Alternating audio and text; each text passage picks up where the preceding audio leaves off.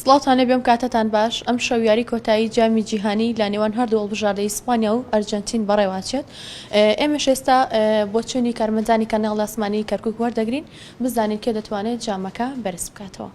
وڵای پێشبینی من بۆ یاریەکەی ئەم شەو یاریەکە کەمێ یاریکی زەحمەتە چونکم هەردوو لە نزیکن یاریەکانە لە یەکەوە خاستن ئیسپانیا ناوەڕات زۆر مسایترە بێ تەوقعەکەم 2-1 بۆ ئیسپانیا. بەڕاستی یاریەکە زۆر بەهێزە بێ یاریە زۆر خۆشە بێ ئیسپانیا تەکنیکیان زۆر باشە وەسەط و ناوەڕاستی زۆر ناوەڕاستی باشی هەیە ئەرجەنتینش بە زەختێ زۆرەوە یاریەکە هەنوێ مۆندیالێتر بۆ میسی بەرن بەڕای من 3-2 بۆ ئەرجەنتینە.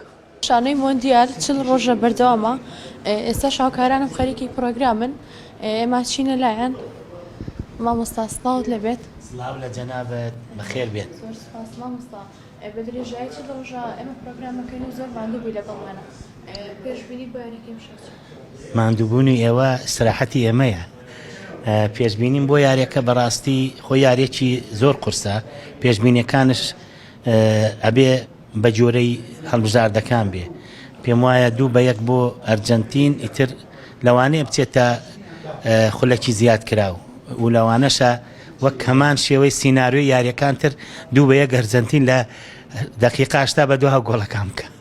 پێم وایە ئەرجەنتین نزیکتر و مؤهلترە بۆی کەەوە نازناوەکە بێتەوە لەگەڵ مامۆستاش باسم کرد و بەیانیش لەگەڵ کاکرمانجا باسم کرد و شەویش ڕووماڵێکمانەیە وایە کاکاکۆ ئەم نازناوەکەم دەنێ پێم وایە بۆ چوارەم جار لە مێژوو و بۆ دووەم مۆندیالی لەسەر یەک لیۆنێل مێسی و هەڵبژاردەی ئەرجەنتینم نازناوە بەرزەکاتەوە. پێشبینی من بۆ یاریەکەی ئەمڕۆ زۆر قورسە یاریەکی بەهێزە بەس دڵنیام ئەرجەنتین 3-1 ئەیباتە.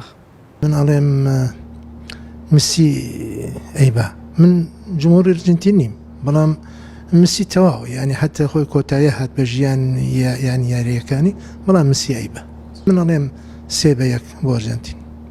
پێشبینیمان چی بێ ئەمەی ڕیالی پێمان خۆش نییە کامیان بیبن پێمان ناخۆشە بەڵام بۆ پێشبینی یاریەکە قورسە بێ ئینشەڵڵا بەڕای من 2-1 بۆ ئەرجەنتین. پێشبینی من بۆ یاریەکەی ئەم شەو 3-2 بۆ ئەرجەنتین. ئەرجەنتین ئەم ساڵ یعنی بەڕاستی بە شایستێ وایە زامجارێکی تر کاسەکە بێتەوە بۆیە ئەگەر حەزیش نەکردوی لە ڕابردووە ئێستا حەزەکەم میسی بۆ دووەم جا لەسەر یەک ئەو کاسە بەرێت چونکە بەڕاستی شایەنێتی و پێم وایە 2-1 یان 3-2 بۆ ئەرجەنتین بە شایستێ زانم.